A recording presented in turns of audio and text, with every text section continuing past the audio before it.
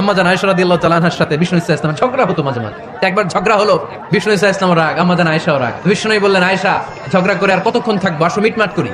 আয়েশা রাদিয়াল্লাহু বলেন, ঠিক আছে মিটমাট করুন। তো বিষ্ণু ইসা ইসলাম বলেন, মিটমাটের জন্য কারে ডাকবো? ওমরে ডাকি। কয় না, ওমর অনেক রাগে, আমার ডর লাগে।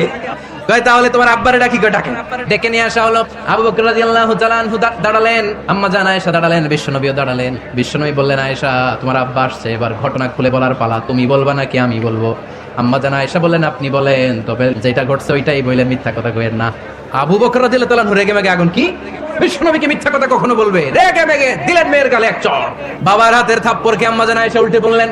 সাইয়েদনা আবু বকর রাগে গড়গড় করছেন, আবার মারার জন্য তেড়ে গেলেন। এবার বাঁচার জন্য আম্মা জান আয়েশা বিশ্বনবীর পিছনে যে আশ্রয় নিলেন, বিশ্বনবী বাঁচানোর জন্য দুই হাত মেলে দাঁড়িয়ে গেলেন। বিশ্বনবী যখন দুই হাত মেলে দাঁড়িয়ে গেলেন, সাইয়েদনা আবু বকর রাদিয়াল্লাহু আনহু থেমে গেলেন।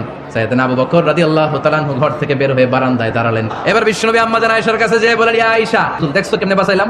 আমি না থাকলে বর্তমানে ফেলতো আজকে। আমি বাঁচাইছি তোমারে, আমি আমার লগে ঝগড়া করো তুমি। লজ্জায় পড়ে আম্মা জান আয়েশা খিলখিল করে হেসে দিলেন, বিশ্বনবীও হেসে দিলেন। দুইজনের হাসির মধুর আওয়াজ শুনে সাইয়েদনা আবু বকর বাইরে থেকে অবাক, কিরে এতক্ষণ না ঝড় তুফান, এখন দেখি হাসি। সালাম দিয়ে অনুমতি নিয়ে ভিতরে ঢুকলেন। ঢুকে দেখেন আম্মা জান আয়েশাও হাসে, বিশ্বনবীও হাসে। এবার সাইয়েদনা আবু বকর রাদিয়াল্লাহু তাআলা আনহু বললেন, ইয়া রাসূলুল্লাহ, দুইজন যুদ্ধ লাগলে মীমাংসার জন্য যেমনি আমারে ডাকেন, এরকম হাসি আর আনন্দের মুহূর্তেও আমারে একটু ডাকেন।